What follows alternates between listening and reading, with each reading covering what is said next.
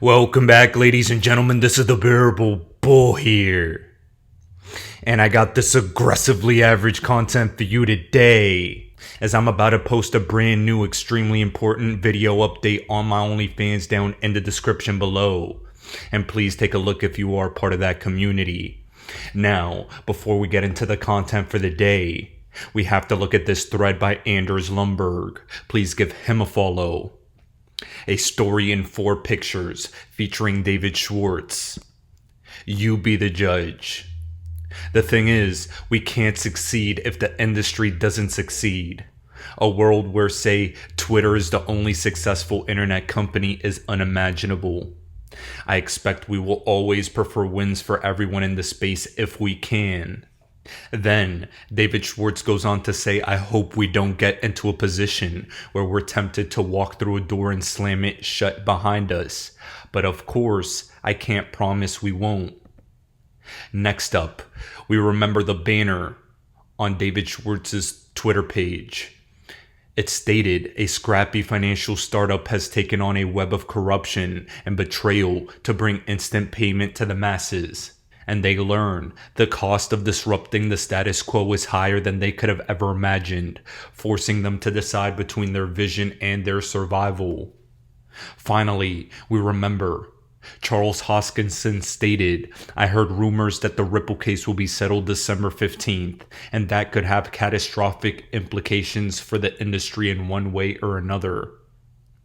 Ladies and gentlemen, all of these things to me are leading indicators that a settlement favoring XRP's future clarity in the industry, while also not giving clarity for the rest of crypto, is very likely and on the table. These are nothing more than initial indications for me, and I'm using the breadcrumbs being thrown out into the public as guidance. Remember David Schwartz, he's an insider, someone in the know. And he called the exact top of XRP back at $2 recently during the past bull run. And now, he's stating all of this. When David Schwartz speaks, I listen, and I listen closely. And I think all of you should as well. I know that the crypto industry is looking very interesting right now too, as there's a lot of talks about bans left and right. First of all, we see the Fed increasing focus on crypto and alerting banks to liquidity risks. Then, we see international bodies like the G20 stating some members said that a crypto ban should be considered. And finally, the Bank of International Settlements chief Augustin Carstens stated that crypto has lost to fiat. Guys, what's so interesting to me, and what should be noted by all of you is, the most important people in power right now are all talking about crypto. While this could be frightening for some, it is nothing but bullish to me. XRP is on the verge of getting clarity very, very soon, just as they're about to use FTX as the reason to regulate the entire industry. I would not be surprised to see XRP be allowed to reign free while the rest of crypto is left in limbo. And if that does happen, it's great for us, the XRP army, because then we'll have a more empowered and more price appreciated XRP to be able to take profits from, and then even buy cryptos at lower values relative to XRP. This is something to keep in your minds. And this is something that I think could happen. But at the end of the day, if there's any question in your minds that Ripple and XRP are systemically important and will be sticking around, leave them at the door. Here, we have from the Black Swan Capitalist that an executive wealth manager reveals that the new financial system is being built on Ripple and other blockchain technologies. And I want you all to take a listen. The governments are anxious to try and keep control of their financial system, but they won't be able to stop these things existing.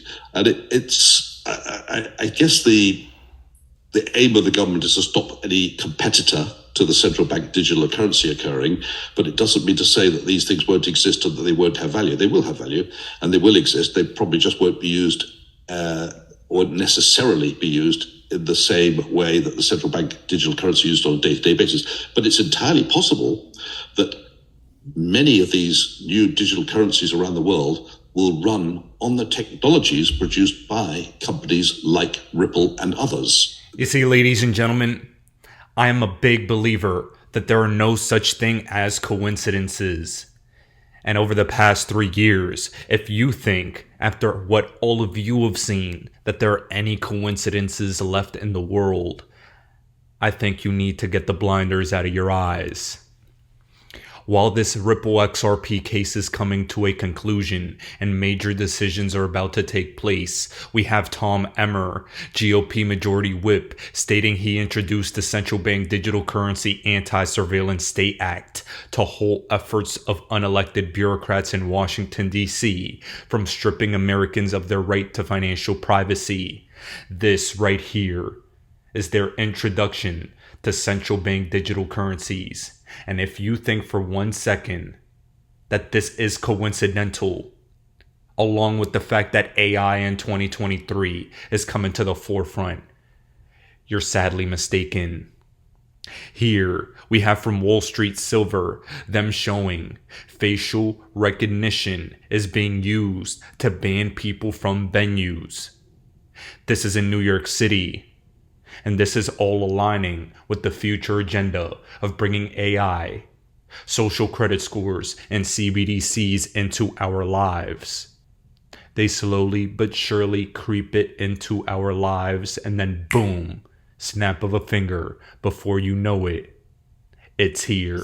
This morning, the company that owns Madison Square Garden, Radio City Music Hall, and other famous New York venues says that all lawyers who work at firms representing a client suing them are banned. MSG Entertainment is denying entry to anyone on its exclusion list from attending concerts or sporting events. Here's what's a key part of this. They are using facial recognition technology to do it. CNN's Omar Jimenez is covering this story. This is remarkable, A, because of the facial recognition aspect, but B, it's not just the attorneys who are involved in the suing. It's any attorneys that work at the firms that are representing those who are suing these venues. You see, guys, that's how they slowly start to bring in all this new technology that will eventually be used as a massive system of control. Tom Emmer, in my opinion, is probably a decent actor. But regardless of this bill, the Anti-Surveillance CBDC Act, or whatever it's called, central bank digital currencies will be used to control us. Something I have to add is, Ripple and XRP are essential in building the central bank digital currency infrastructure, being the neutral bridge asset that'll act as the liquidity for the new system, is what XRP's role will be. And you heard that wealth manager stating Ripple is helping build this new system. I've been coming out here every single day for 4 years now, giving you numerous interviews and individuals of people telling you how Ripple and XRP are going to be at the forefront of this new system. And now, finally, it's at our doorstep. I understand that the crypto market is volatile. Regulators are volatile. Gary Gensler's a piece of shit. Everyone in the crypto market believes we still have lower to go. Well, I'm here to tell you, I do believe a speculative bull run is at our doorstep. And I also do believe that there will be a financial crisis that'll act as the massive catalyst for XRP to take over the planet. Central bank digital currencies are coming to a country near you. And in the United States, it's closer than we've ever been before. 801 XRP shows in this video of Jerome Powell stating a dollar CBDC would need to ensure users' privacy, be identity verifiable, be intermediated, and needs to be seemingly transferable between customers of different intermediaries. The digital innovation of the financial sector is here to stay. And you don't have to believe me. Listen to the global elites tell you that this brand new financial system is here. Ladies and gentlemen, this is the Bearable Bull here. Thanks for tuning in. As always, I appreciate every single one of you. Now I'll be back tomorrow with another video. Sources of risk. So with this question, and well, of course, this provides plenty of room to elaborate. Let me start with you, Jay. The floor is yours. Thank you, Augustine. Thanks for bringing us together, and hello to my colleagues. It's nice to see everyone. So, as you pointed out, there is no question that we are in a time of rapid technological change in the financial sector, especially in payments. And as is often the case at times like this, there's a mixture of innovations that will have lasting and perhaps salutary effects, and those that will turn out to be mostly hype. And it's never possible in real time to be sure which is which. More fundamentally, innovation is the key to driving productivity in the economy, and the Fed has long supported responsible innovation. Novel technologies like distributed ledger and decentralized finance have the potential to increase the efficiency of the payment system and encourage a more competitive financial landscape. So the direction of travel is encouraging, and the future we can now imagine is one featuring ubiquitous real-time payments delivered at extremely low cost.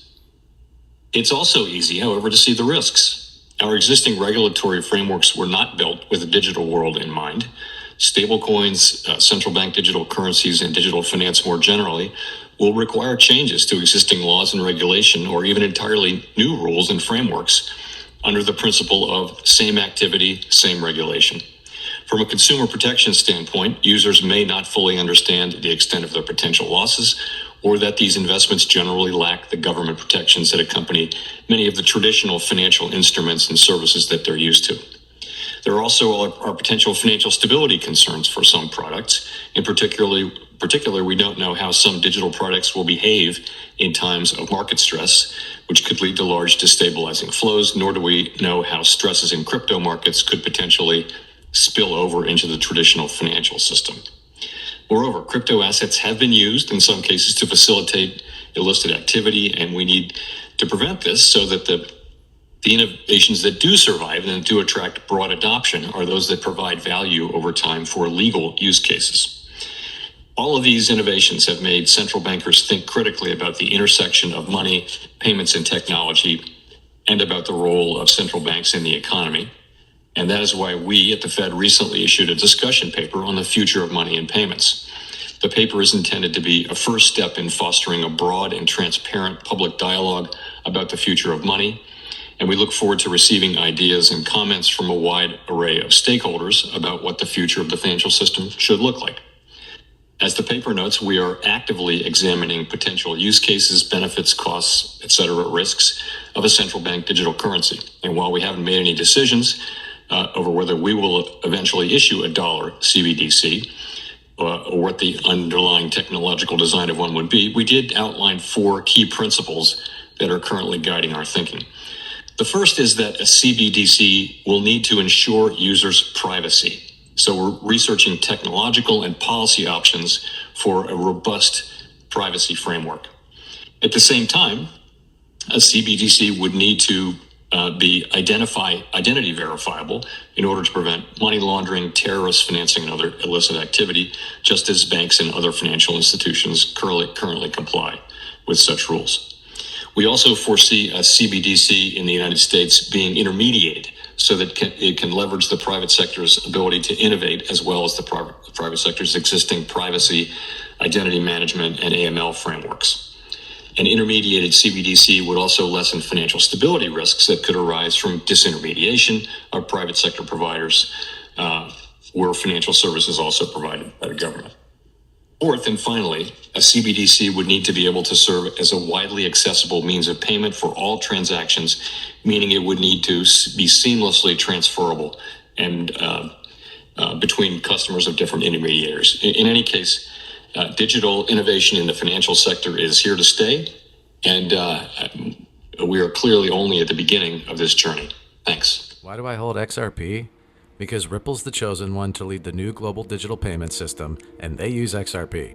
In 2013, the Federal Reserve began looking for faster payments options. 2 years later, an action plan was born and a federal payments task force was created. It included one company focused on crypto, Ripple. In 2014, the World Bank and Better Than Cash Alliance, which includes the Bill and Melinda Gates Foundation, Clinton Global Initiative, and the governments of 32 countries, put out a report called The Opportunities of Digitizing Payments. 1 year later, the Better Than Cash Alliance featured one crypto company on their website, Ripple. Today, Better Than Cash Alliance and all other UN initiatives are focused on a single agenda, the Sustainable Development Goals for 2030. You can see the SDGs logo on Bill Gates' lapel, world-leading companies, the Better Than Cash Alliance website, and on the UN's official exchange, Exchange. What crypto is Exchange officially utilizing for their carbon credit solution? XRP. The world will move to a new international standard for exchanging electronic messages between financial institutions by 2025 called ISO 20022.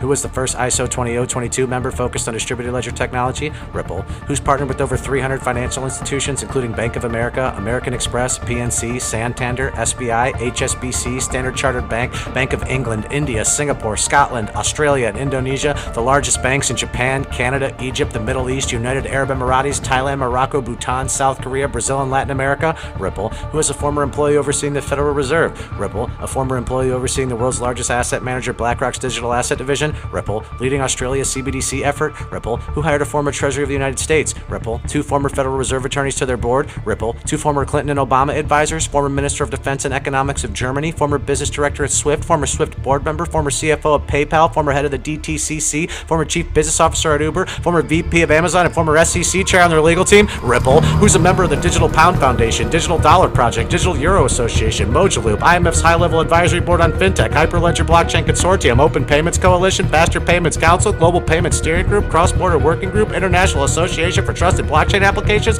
Crypto Climate Accord, University Blockchain Initiative, World Wide Web Consortium, and a featured partner of the World Economic Forum with 3 members of their team directly listed on the WF website? Ripple. Now, does Ripple and XRP sound like they're going to disappear, or do they sound like they're part of a much bigger plan?